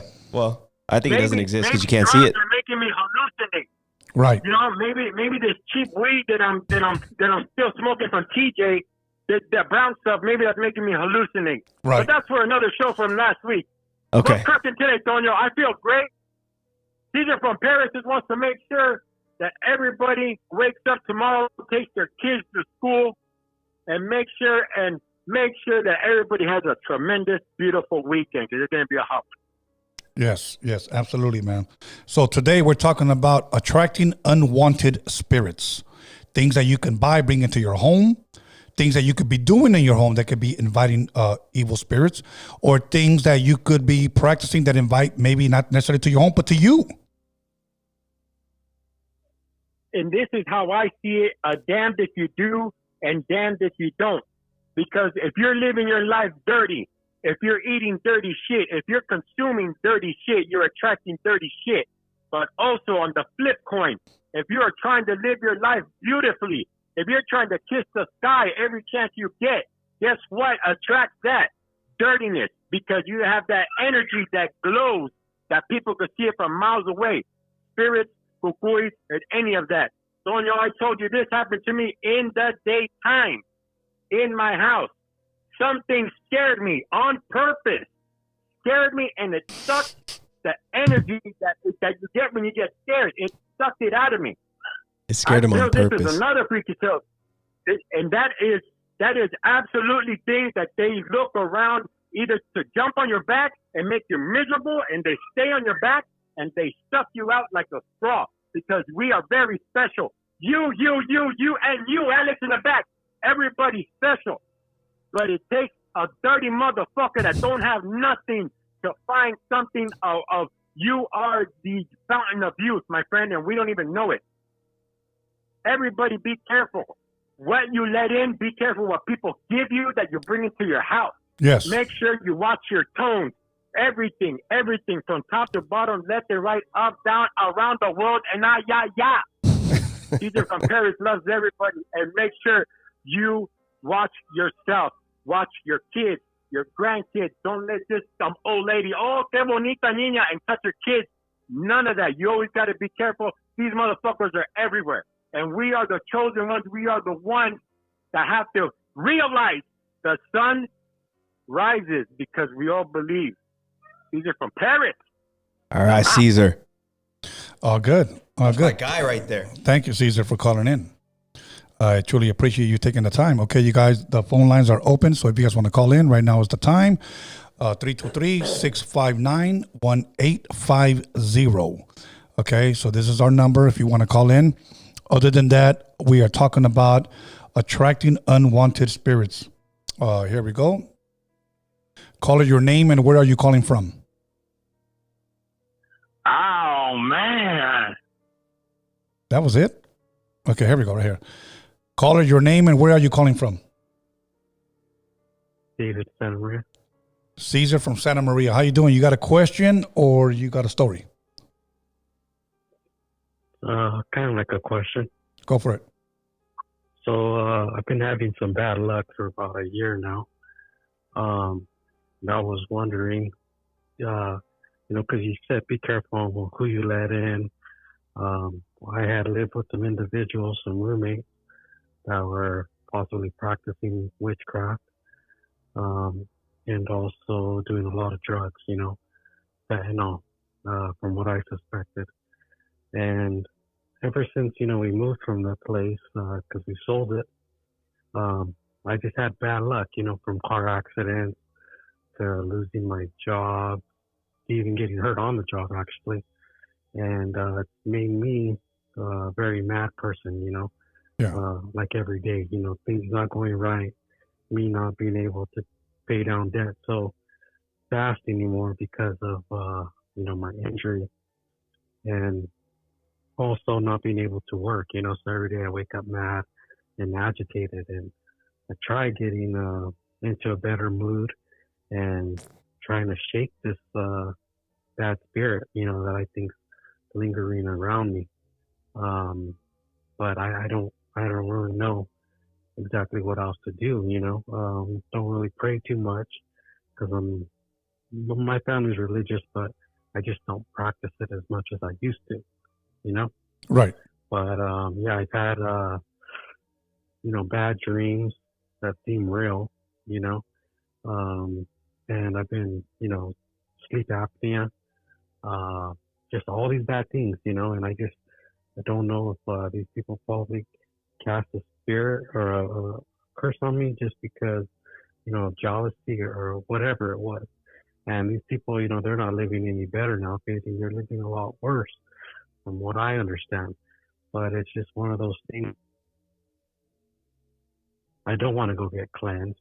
I've just been battling it out for about, I want to say about 16 months now. I got a question for you. You just said you don't want to go get cleansed. I wasn't sure if you cut out. Cleanse. People have told me, to go see. Well, let me ask you this then. If you know that could fix it, why wouldn't you want to do it? If you're looking for, I guess, quote unquote, a way out. Yeah, I've always looked at it as a betrayal of God. I'm not too religious, but I've always was told that psychics are bad. Okay. Anything of that supernatural are bad. Now let me ask you a question. Are these people still living with you? Oh, no. Yeah, they've gone their own separate ways. Okay. You had mentioned that your parents or your family are very religious.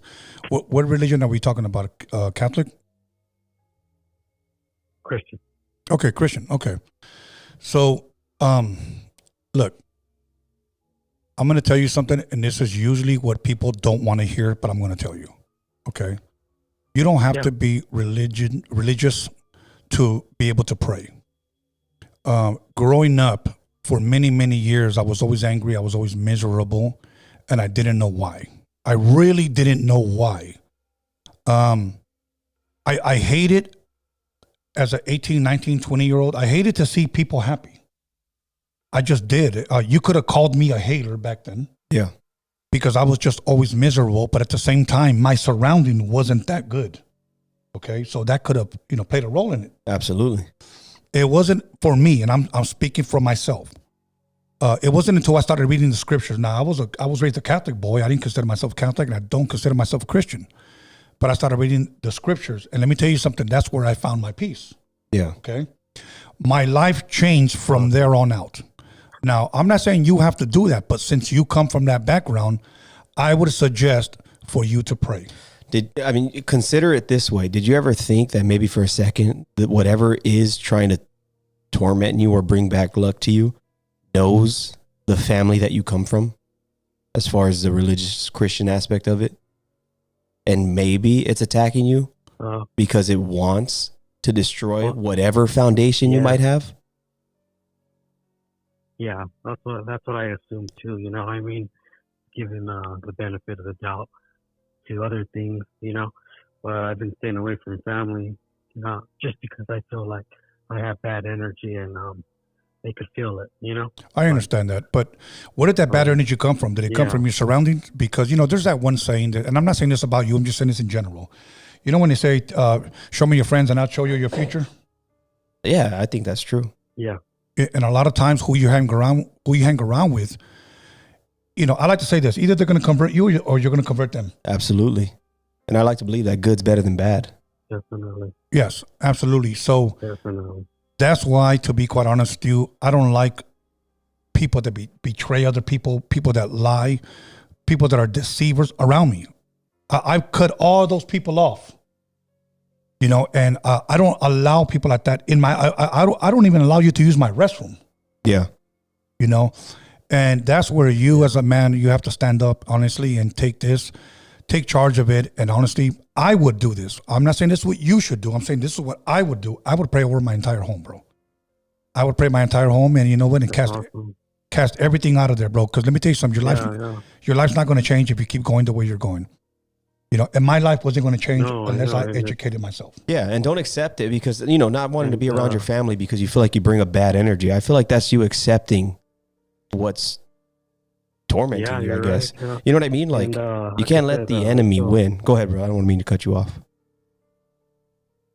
Yeah, I feel like, it was my mistake by even renting out the room, Yeah. Because ever since then, it's just been bad. Hey, you know what? I don't know if you follow me on Instagram on Tony A. The Wiz or on Freaky Tales, but if you do either one of those, reach out to me, bro, and then I'll have a talk with you on the side. Appreciate it. All good, my bro. Thank you. Thank you for calling. Thank you, guys. See you, brother. Okay, because we can go on long. I would rather talk to him one-on-one, if that's the case. And I've talked to several people one-on-one before about stuff like that.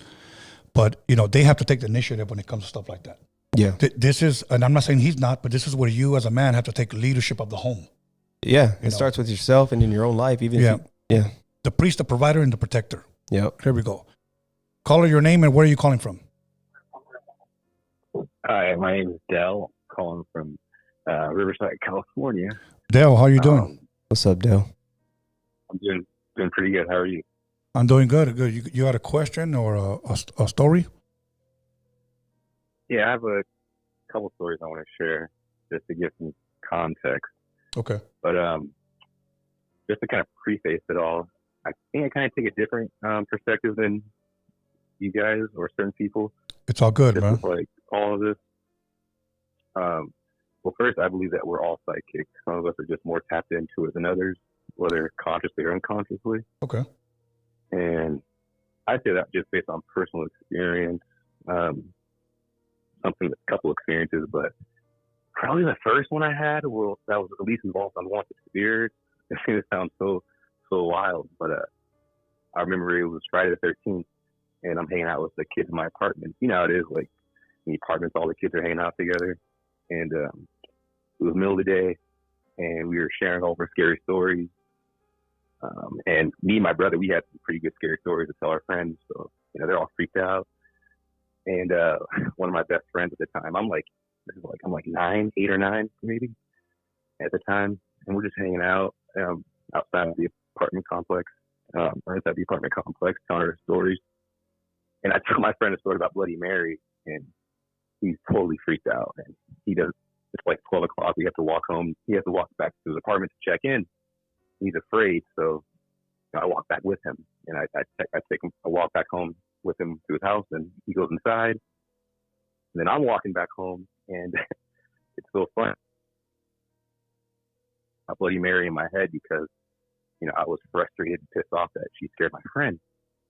So I'm just walking back home to my apartment. I'm just like, "Fuck you, Bloody Mary! I can't believe you did that! Like, you stupid bitch!" Saying all these things, and I kid you not, next thing I know, a tree branch 15, 20 feet above me is just collapsed and it's falling, and I immediately jump out of the way.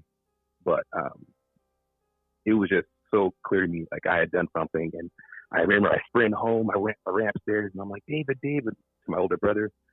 I'm trying to explain everything. I'm like, Bloody Mary, she dropped a tree on me, like I was cussing at her, and she, all this stuff. And he just was like, huh?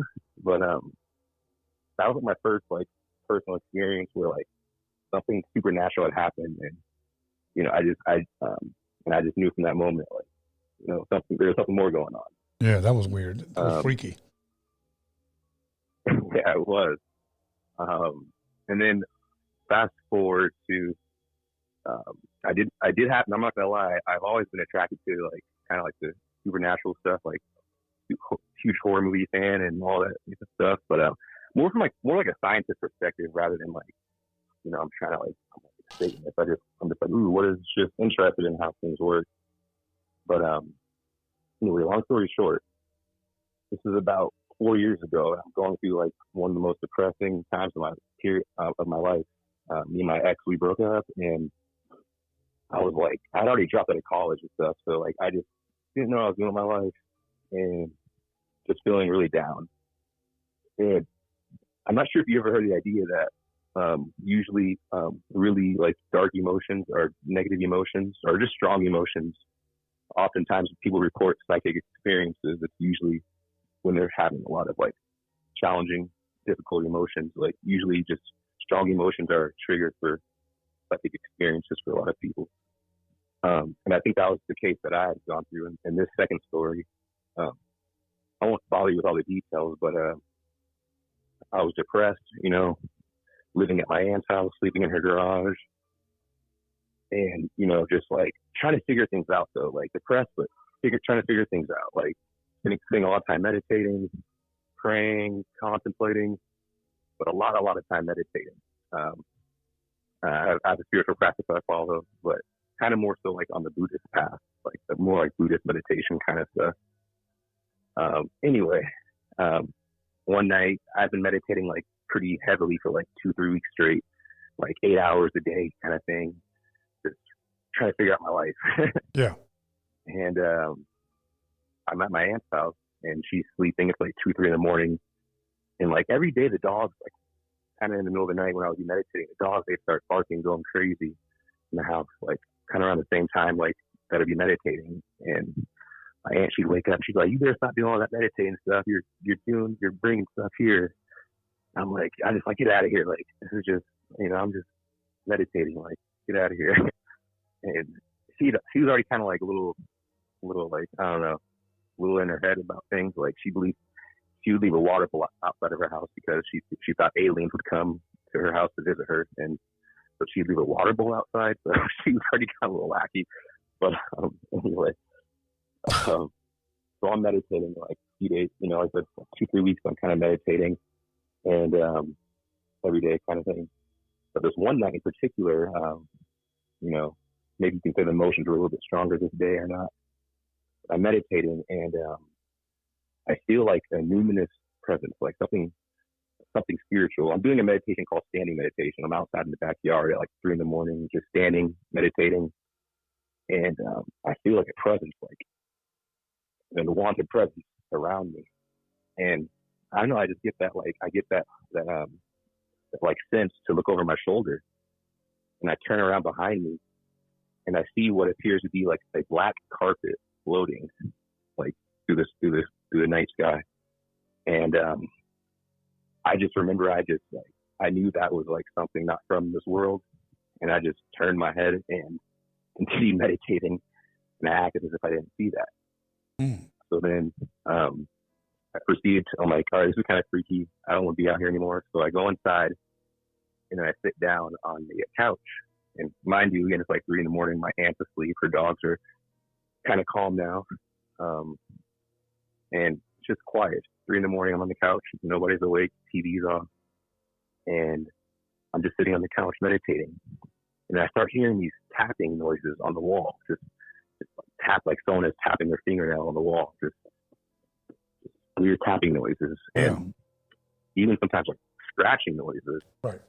And I didn't know at the time, but I couldn't find out later. I guess that's a sign. It could be a sign of a poltergeist. Poltergeists tend to make tapping noises and scratching noises. Okay. Anyways, I didn't know at the time though. So I'm meditating. I'm ignoring the noises. I did try to use like spiritual mantra to block it out, but it seemed like whenever I would try to use like spiritual tools to fight it, it would just get louder. So I just I'm just gonna go back to just meditating quietly. So then I did that, and then, oh my fucking God, bro. Out of nowhere, the TV just blinked on, just went, turned on. Like, I remember the Netflix account was open, but I just sat there on the couch, eyes wide open, like, what the fuck just happened? And the remote is sitting right in front of me on the coffee table, just untouched. And I don't know, for me, that moment was like really a defining moment for me that, like, okay. Yeah. What was that? No, that was a pretty wild story right there. He said frequencies. That was a pretty wild story. Now, let me ask you this. When you say meditating, let me ask you, what do you meditate on? Like, what goes through your mind when you're meditating? Is it you're just silent with your eyes closed and your mind is blank, or are you going through something in your head? Yeah, no, good question. It can definitely vary. Like, meditation that I tend to do it's called just still-minded meditation, like just basically basic meditation, as if you sit down, you focus on your posture, and you watch your breath, and you notice your thoughts. Your thoughts are going to be there. They're going to come up all the time, but the idea is to just notice your thoughts like clouds passing in the sky. So that's kind of like my main meditation I would do. Okay. However, I do engage in other I'll do visualization meditations, things like that. But for the most part, it's just quiet, just sitting there and just letting everything pass me by without grasping anything. Right. Okay, let me ask you this, my last question, so we can wrap this up. My question to you is this: what do you think that was? Man, I don't want to go too deep here, but I had a moment when I was meditating that I was convinced that we were living in a simulation. Like, there were other weird things happening too. Like, whenever my mind would get really quiet, like whenever I get past that threshold of like static noise in my mind, whenever that noise would go silent, whenever my mind would go like completely silent, suddenly, weird things would start happening, like fire trucks would start going off out of nowhere. Neighbors would start shutting their doors. Animals would start barking and going crazy. So I noticed that was a consistent pattern. And I had an intuition, like it wasn't like I, read anything. I just had an intuition that like something was keeping all of us trapped in this world. Like there's like some kind of like Denny urge or something, like some kind of being is keeping us here, and some kind of demons were trying to keep me distracted. Like whenever my mind would slip into like that deep state of silence, right, some kind of negative force. I feel like it was two things. I feel like it was a negative force, something wicked trying to attack me. One, I think it was just spirits. They could tell that like I was entering a different level, a different vibration, and they were just really intrigued by me. Okay. And they just wanted to they were just poking around, if that makes sense. Okay. Caller, thank you. We ran out of time, but I want to thank you for calling in and sharing those freaky stories, man. I greatly appreciate you being a part of the show tonight. Yeah, thank you. Absolutely, man. Thank you for what you do, brother, and I'll catch you guys later. Okay, thank you. Peace. Okay, you guys, we got time for a couple of more phone calls. I try to keep it under 5 minutes, but he had 2 stories. We're going to try to keep it just to 1 story. If you want to give me the long version, cool, but we're going to cut it at 5. So once again, but I appreciate him calling in. Here we go. Caller, your name and where are you calling from? Yo, what's up, Tony? It's Louis, bro. I called in last time. Louis the barber from Hermiston, man. Oh, the green shirt dude that disappeared? Yes, sir. I missed you guys last time, bro. I couldn't call in. I got home tired and I went to sleep, but I got a good story on the topic today, man. Go for it. All right, so this one's going to be short, man. So my girl, she's going to school for esthetician, bro. And we have a neighbor here that's going to school. Well, she's a cosmetologist. She graduated. Okay. And she was going through some hard times, man. She was going through some hard times. And she was in the middle of a custody battle with her baby daddy. And she was planning to move out of state. Long story short, she was in need of money, man. So I told my girl, I was like, hey, tell her to do your hair and tell her to do some highlights on my daughter, so we could get some money in her pocket, and help her situation. So they ended up going to my shop, bro. I got my own barbershop over here, and they ended up going to my shop, man. And I always have a habit of checking my cameras, bro, and they have the night vision. So you see everything, man. And she went and she did their hair, bro, and everything was cool. And I popped in the camera just to make sure that they didn't leave no hot towel shaver. The kids didn't touch anything and leave something on, right? And I get home, bro, and I'm over there checking the cameras, and it was just the night vision because they turned off the light. And there was a bunch of orbs, bro, just flying around, man. Just flying around everywhere, all over the shop. And I called my girl, and I was like, hey, your homegirl, like, I got to tell you, but your homegirl's got some bad energy attached to her, Yeah. And she was like, what do you mean? And I showed her the video. And I mean, these orbs are fucked up flying. Sorry for the language, bro, but they're flying everywhere, man. And I showed it to her, and she was like, well, how do you know that it's not always like that? I was like, because I pop in, like, every now and then, and I check my camera and see there's never nothing like that. It's always clear, man. She was like, well, like, what do I do? I was like, well, it's up to you if you want to let her know, but I was like, she's got some shit that's following her, and, she's got some bad energy, which that goes back to the topic, man, where, bad energy is all attached to you when you're going through something, you know what I mean? Yes. Especially through dark times or anything like that, man, or depression or anything like that. Yeah. Yeah. But yeah, man, that's what happened. All good, man. You know what? I thank you for calling and sharing that, bro. Thank you for being a part of the show. I don't know if you had any questions for us or anything like that.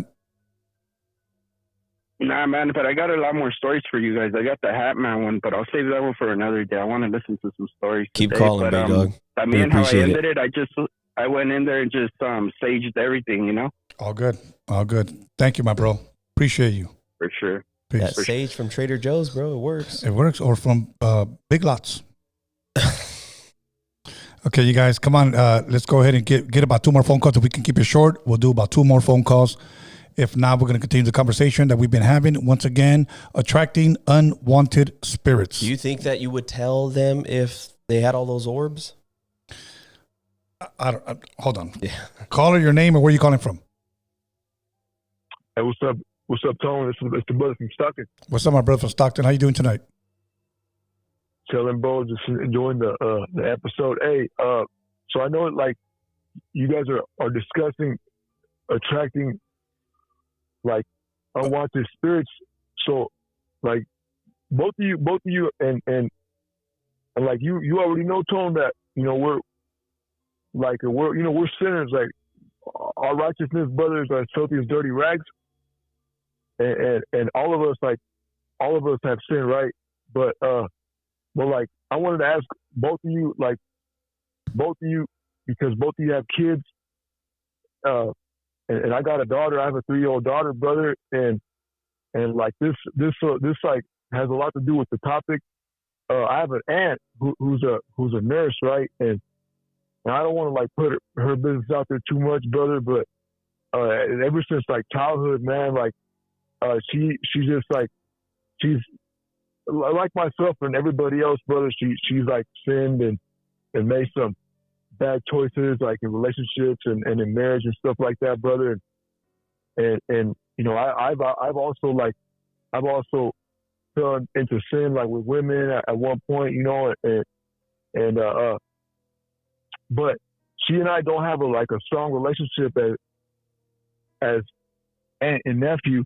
But she recently offered the mother of my daughter to babysit, right, Tom?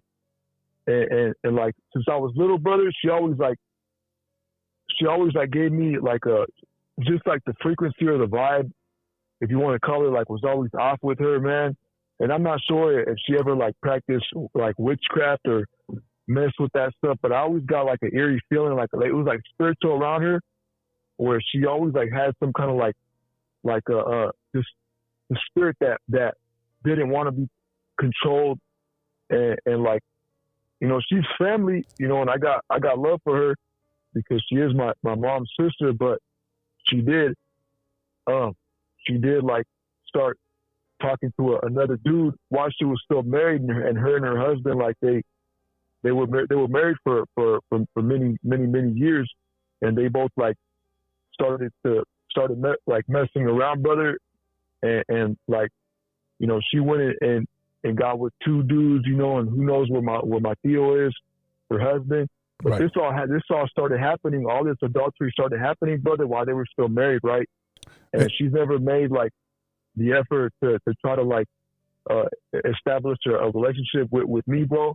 But I have a strong feeling she has been involved in witchcraft. But like, do you believe like that we should be we should like when it comes to like finding a babysitter, we should judge them based on their past or what or like their background? Oh, absolutely, bro. I would never leave my kid with a stranger. I would never leave my grandbabies with a stranger. Yeah. Of course, like you definitely got to know their background. You definitely got to know who they are. Like you just don't hand over, a child, regardless of how old they are. I mean, I wouldn't leave my kid with somebody I don't trust, family or not. Period. Yep. So yeah, if that's your question, bro, yeah, I would not do that, and no parent should do that. I know there are parents that say, well, you know what, somebody's got to watch my kid. Well, you know what, you're setting your child up for something. Yeah, man, you got to guard your daughter. Absolutely, bro. Absolutely. Yeah, yes, sir. Was that your question? Yes, sir. Yeah. I appreciate it, man, because that answered my question, brother.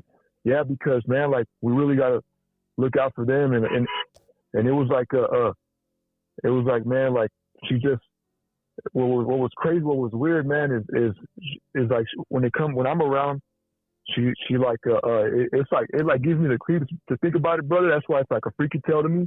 It's like her spirit is like bothered by mine, right?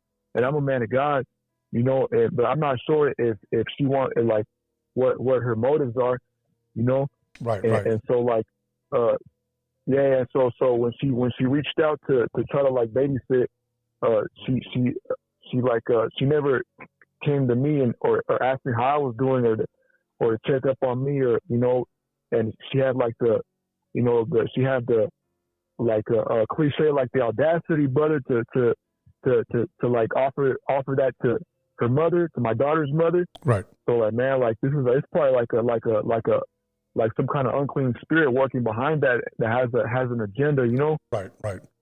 All good, my brother. Listen, we come to the end. Man. That was 5 minutes. I have to let you go, but I greatly appreciate you calling in and taking the time, my bro. Yeah, man. Ultimately, protect your daughter, brother. Appreciate you guys too. All good. God bless, bro. Right, take care, brother. Okay, that was it. That was our last phone call because we ran out of time. Unless somebody calls right when I'm calling. Well, no, that's it. No aliens. Let me just go ahead and take off the Bluetooth. Okay. We can take these off. Okay, first and foremost, I want to thank everybody tonight for tuning in. I hope you guys truly enjoyed it. I had a great time. Once again, I apologize. Sometimes our phone calls take a little bit longer, but I try to keep them at, once again, 5 minutes. Other than that, Rick, how did you enjoy yourself tonight? Oh, man, I had a great time. Thanks for having me on. Oh, you know what? Other than that, anything stand out today from the show? Yeah, that last caller. Okay. He said a key word. He said her spirit seems bothered by mine. Get a call. It's okay. I'm done. No more call, guys. We have a super chat. Okay, go ahead. Lisa Duran dropped $4.99. She said, super excited about tonight's episode. Thank you, Tony, for entertaining me. It was great. Oh, all good. Thank you. You know, and once again, we'll be back. We'll be back soon. When he said her spirit was irritated by mine. Yeah. Okay. It is very, very true that I'm going to say it this way for you guys to understand it. When you have what you would call high energy or when there's an aura, okay, about you, you can walk into a room and toxic people will be if you're irritated by you. Yeah. Okay. But one thing I will say this, that when you have a good and you've been blessed with a good aura, children are attracted to you. Yeah. Okay. And, you know, I'll give you a quick story. Today, I took really quick. I haven't taken my grandbaby to the park in a minute. I've been taking them to the beach. Okay. Took them to the park and we were there feeding the squirrels and then they went to go play. And two little boys came up to me, two cute little boys. And I had a bag full of peanuts. Mm. And they felt so comfortable to come up to me and want to stick their hand in the peanut bag. Yeah.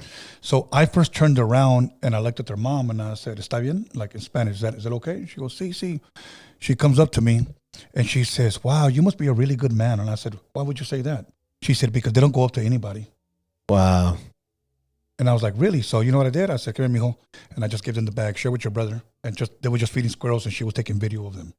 Okay. And when you have a good aura about you, and it's not something that you can gain or you can buy, you know what it is? It's God-given. Yeah. Okay. But there are people that have that negative energy, and when you walk into the room, they're irritated by you. Oh, yeah. There are people, they will hate on you because of that. They will hate on you because they see good in you. You ever feel like you walk into a room and you make people uncomfortable? Yeah. The energy shifts. Yep. Okay. So, yeah, you know, and a lot of times people hate on that because they try to destroy your reputation. They try to get you to react. They try to destroy your name. So whenever you speak, your words carry no weight, no value, no nothing. But always remember that when you're blessed and whoever that person is trying to derail you from your destiny, they're always going to lose. Because God has placed something over you, over me, and you just keep going straight and they'll eventually fall by the wayside because everything that they've tried to do has failed. Yep. They will always fail, but just stay true. So other than that, any shout outs, anything you want to share? No, I mean, enjoy the episode. Thanks for having me on. My beautiful wife, my 4 lovely children. I love you guys. I hope you guys are asleep. And yeah, I'm blessed, man. Can't complain. Somebody said Saint Tony. No, I'm not a saint. As a matter of fact, I'm not even better than anybody. I'll just say I'm just different. Yeah. That's it. So other than that, I want to thank everybody on the live chat, everybody that gave tonight, everybody who decided not to be on the live chat. I want to thank everybody. I just want to say, I want you guys to truly, truly be blessed by this show. And it gives all of us an opportunity to call in and share your paranormal stories, share your freaky tales, ask questions. And we're not professionals, but we try to give our best opinion on whatever matter you guys call in on. But we'll be back next week. So once again, expect the unexpected and unpleasant dreams. And we're out of here.